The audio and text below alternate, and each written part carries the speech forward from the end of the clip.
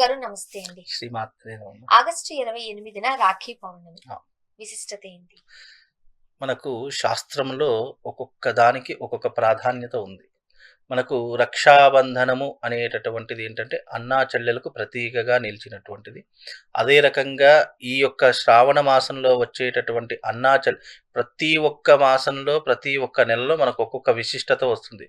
Fathers day, mothers day ఇలా ఎన్నో రకాలైనటువంటి పర్వదినాలు మనకొస్తూ ఉంటాయి. దేవతలకు సంబంధించిన పర్వదినాలు వస్తూ ఉంటాయి.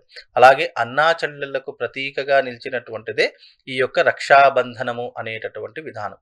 రక్షాబంధనము అంటే కేవలము ఒక చెల్లెలు అన్నకు కట్టడం మాత్రమే అని అనుకుంటారు. ఇక్కడ రక్షాబంధనము అన్నదానికి అర్థం ఏంటి అంటే గనక ఒక భార్య తన భర్త చల్లగా ఉండడానికి కట్టేటటువంటి రక్షాబంధనం అని కూడా చెప్పొచ్చు. ఒక చెల్లెలు తన అన్నకు కట్టేటటువంటి విధానానికి కూడా రక్షాబంధనం అనే పేరు కూడా వస్తుంది. ఇలా రక్షాబంధనము ఇది రాఖీ అనేటటువంటి పండగ కాదు ఇది. రక్షాబంధనము అని దీనికి పేరు. రక్షాబంధనము అంటే ఏంటి? తన జీవితంలో ఎవరైతే ముఖ్యమైనటువంటి వ్యక్తులు ఉన్నారో లేదా ముఖ్యమైనటువంటి రక్త సంబంధీకులు కావచ్చు, స్నేహితులు కావచ్చు, బంధువులు కావచ్చు, వేరే ఇంకెవ్వరైనా కావచ్చు, అలాంటి వారికి తాను ఎప్పుడూ కూడా యోగక్షేమాలతో ఉండాలి, అదే రకంగా ఆయురారోగ్యాదులతో ఉండాలి అని కట్టేటటువంటి రక్షయే దీనికి రక్షాబంధనము అనేటటువంటి పేరు. అయితే ఈ రక్షాబంధనము అనేటటువంటి విధానం ఎలా ఉంటుంది అని అంటే గనక పూర్వకాలంలో సాక్షాత్తు ఇంద్రుడి భార్య అయినటువంటి శచీదేవి ఎవరైతే ఉన్నారో, ఇంద్రుడు అనేక మార్లు యుద్ధ రంగంలోకి వెళ్ళేటటువంటి ఆస్కారాలు కనిపించాయి. అలా ఎన్ని యుద్ధాలు చేసినా కూడా ఆ ఇంద్రుడు ఎప్పుడూ కూడా ఓడిపోతూనే వస్తూ ఉన్నాడు. అలాంటి సందర్భంలో తన భార్య అయినటువంటి శచీదేవి ఏం చేసింది అని అంటే చక్కగా అమ్మవారికి పూజ చేసుకొని ఒక రక్షను తయారు చేసింది. ఆ రక్షను ఇంద్రుడికి కట్టగానే ఇప్పుడు ఈ రక్షను కట్టుకొని నువ్వు యుద్ధరంగానికి వెళ్ళు, నీకు విజయం చేకూరుతుంది అని చెప్పి సచీదేవి చెప్పిందట. ఆ సచీదేవి కట్టినటువంటి రక్షాబలము చేత ఆ ఇంద్రుడు ఎప్పుడు ఏ యుద్ధానికి వెళ్ళినా విజయం సాధించి తిరిగి వచ్చేవాడట. అప్పటి నుండి ఈ యొక్క శ్రావణ మాసంలో, అది కూడా ఎప్పుడు కట్టింది ఆ సచీదేవి అంటే ఈ శ్రావణ మాసంలో పౌర్ణిమ రోజున కట్టింది. అందుకే ఈ పౌర్ణిమకు అంత వైశిష్టం. ఎవరైతే ఈ పౌర్ణిమ మనకెప్పుడు కూడా రక్షాబంధనం అనేటటువంటి పండుగ పౌర్ణమి రోజున మాత్రమే వస్తుంది. కాబట్టి ఈ పౌర్ణిమకు అంత వైశిష్టం. ఎవరైతే తన యొక్క భర్త కావచ్చు, తన సోదరుడు కావచ్చు, లేదా తన తల్లి కావచ్చు, లేదా తన బంధువులు కావచ్చు, ఎవరైనా కావచ్చు, భక్తిగా ప్రేమగా కట్టేటటువంటి రక్ష ఏదైతే ఉంటుందో వాళ్లకు జీవితాంతం రక్షణను కలిగిస్తుంది. కాబట్టి అందుకే ఈ పౌర్ణిమ రోజున రక్షాబంధనము అనేటటువంటి పేరుతో పిలవడం జరుగుతుంది. అందులోనూ ఈ పౌర్ణిమ శ్రావణం పౌర్ణిమ అనేటటువంటిది చాలా శక్తివంతమైనటువంటి పౌర్ణిమ. అంటే అమ్మవారిని ఆరాధన చేసుకోవడానికి, లేదా విష్ణుమూర్తి ఆరాధన చేసుకోవడానికి, లేదా శివారాధన చేసుకోవడానికి ఈ పౌర్ణిమ చాలా ప్రత్యేకమైనటువంటిది అని చెప్పుకోవచ్చు. గురుగారు, మీరు పురాణ గాథ ప్రకారము భార్య భర్తకు కట్టింది, బట్ దీనిని మనం అన్నకి చెల్లెలు కడుతూ ఉంటుంది. ఎందుకు అట్లా? అది మనము సృష్టించుకున్నదే తప్ప శాస్త్రమునందు ఇప్పుడు దీనికి రాఖీ అనేటటువంటిది కాదు. రక్షాబంధను మీరు పంచాంగంలో చూస్తే గనక దీనికి ఏమని పేరు వస్తుంది? రక్షాబంధనము అనేటటువంటి పేరుతో పిలుచుకుంటాము. ఇక్కడ రక్షాబంధనము అంటే ఏంటి? ఒక చెల్లె అన్నయ్య కట్టేటటువంటి రక్ష కావచ్చు, ఒక భార్య భర్తకు కట్టేటటువంటి రక్ష కావచ్చు.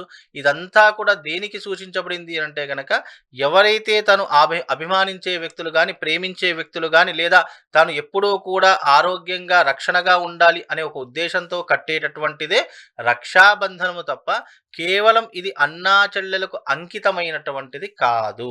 ఇంకోటి ఏంటంటే ఇప్పుడున్నటువంటి ఈ జనరేషన్లో రాఖీ పండగ అనేటటువంటిది, రక్ష అనేటటువంటిది కేవలము ఒక చెల్లె ఒక అన్నయ్యకు, ఒక అక్క కానీ ఒక చెల్లె కానీ అన్నయ్యకులకు కానీ తోబుట్టువులకు తమ్ముళ్ళకు కానీ కట్టేటటువంటి విధానంగానే చూస్తారు. కానీ శాస్త్రం అలా కాదు. కొన్ని పండుగలు మీరు గుర్తిస్తే గనక కొన్ని మనము సృష్టించినవి కొన్ని ఉంటాయి. అంటే మనము సొంత తెలివితో, మనకున్నటువంటి అతి తెలివితో అరే ఈ పండుగని ఇలా చేసుకుందాం, ఇలా ఒక చీమ ఎలాగైతే వెళ్తుందో ఆ చీమ వెంటనే మిగతా చీమలన్నీ వెళుతూ ఉంటాయి. కానీ శాస్త్రం అలా కాదు కదా. శాస్త్రం ఒకటి చెప్పింది, దాన్ని అనుసరించి ఇప్పుడు నాకు అక్కా చెల్లెలు ఎవ్వరు లేరు, నాకు రక్ష ఎవరు కడతారు? నా భార్య కడుతుంది. కాబట్టి అంత మాత్రం చేత నా భార్య చెల్లెలతో సమానం కాదు కదా. రక్ష అనేది ఏంటి? ఈరోజు పౌర్ణిమ పండగ. సాక్షాత్తు సచీదేవి తన భర్తకు కట్టింది కాబట్టి భార్య భర్తకు కట్టేటటువంటిది కూడా రక్షతో సమానమే.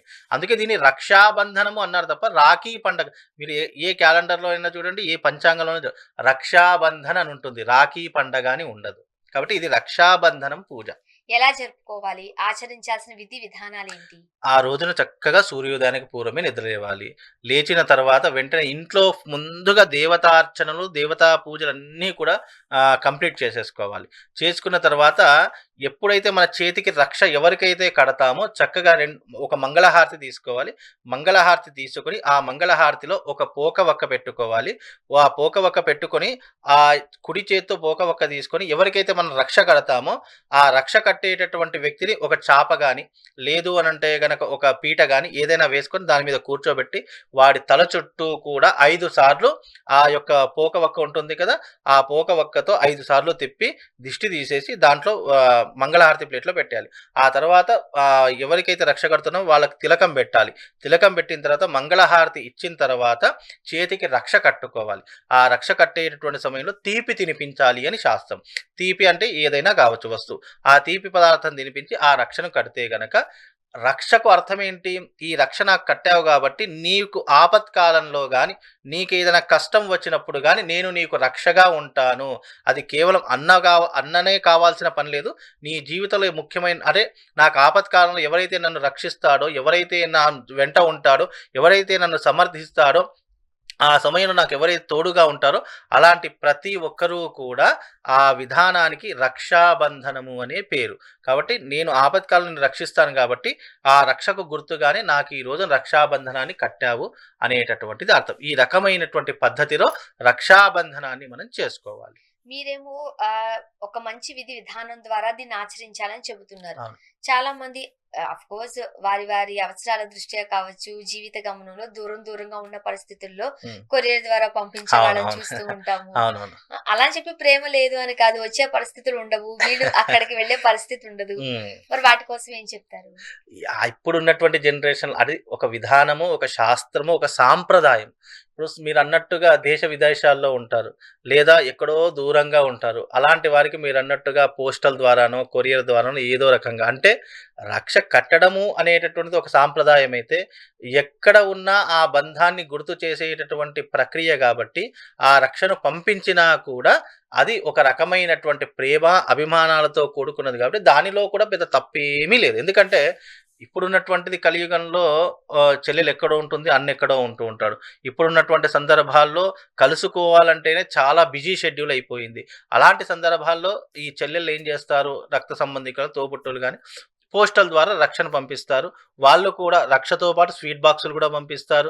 దానితో పాటు ఆ రక్షణ పంపించిన వెంటనే వాళ్ళు చక్కగా అక్కడ నా చెల్లె ఇప్పుడు దగ్గరగా ఉంటే కట్టేస్తారు. కానీ గుర్తు పెట్టుకొని మరి ఒక సోదరి ఒక అన్నయ్యకు పంపించిందంటే ఆ ప్రేమ ఎంత ఉందో మనం అర్థం చేసుకోవాలి. ఇది ప్రేమకు, అనురాగానికి, ఆప్యాయతకు ఒక నిలువెత్తు నిదర్శనము రక్షాబంధనము అనేటట్టు గుర్తుపెట్టుకోవాలి తప్ప అది నువ్వు పోస్టల్ ద్వారా పంపించావా, దగ్గర ఉంటే మనం తప్పకుండా కడతాం. కానీ దూరం ఉన్నటువంటి వ్యక్తికి మనం ఏం చేస్తాం? ఏం చేయలేం. కాబట్టి అది ఒక ప్రేమకు గుర్తు, ఒక బంధానికి గుర్తు కాబట్టి అలా పంపించినా తప్పేం లేదండి.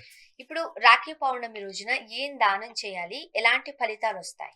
ముఖ్యంగా రాఖీ ఈ రక్షాబంధనం అనేటటువంటిది ఏంటంటే పౌర్ణమితో కూడుకొని వస్తుంది కాబట్టి పౌర్ణమి రోజున పాలు దానం చేయాలి.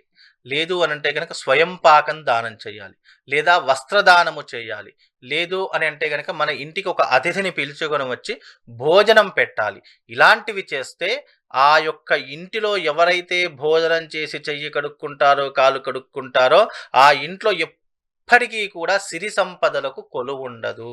ఎప్పుడైనా సరే ఒక అతిథికి మనం భోజనం పెట్టాము అని అంటే ఆ అతిథి ఎవరైనా కావచ్చు, మనం భోజనం పెట్టడం సాంప్రదాయం. అతిథి ఎవరైనా సరే మన ఇంటికి ఒక అతిథి వచ్చినప్పుడు లేదా నువ్వు స్వయంగా ఒక అతిథికి భోజనం పెట్టినప్పుడు ఆ పుణ్య ఫలితము నీ జీవితంలో కాదు, నీ యొక్క వంశాన్ని ఉద్ధరింపజేసేటటువంటి విధంగా ఉంటుంది. అంటే నీ జీవితంలో అన్నానికి లోటు ఉండదు. నీ జీవితంలో ఎప్పుడూ కూడా నీ ఇంటి యందు 10 మంది తినేలా ఆ భగవంతుడు నిన్ను అనుగ్రహిస్తాడు అనేటటువంటి ఉద్దేశంతో తప్పకుండా ఇలాంటి దాన ధర్మాలు చేస్తే మనిషి ఎన్నో జన్మల పుణ్యాన్ని సంపాదించినటువంటి విధంగా ఉంటుందండి. గురుగారు, రాఖీ పౌర్ణమి విశిష్టత, ఆచరించాల్సిన విధి విధానాలు చక్కగా వివరించారు. ధన్యవాదాలు. శ్రీమాన్.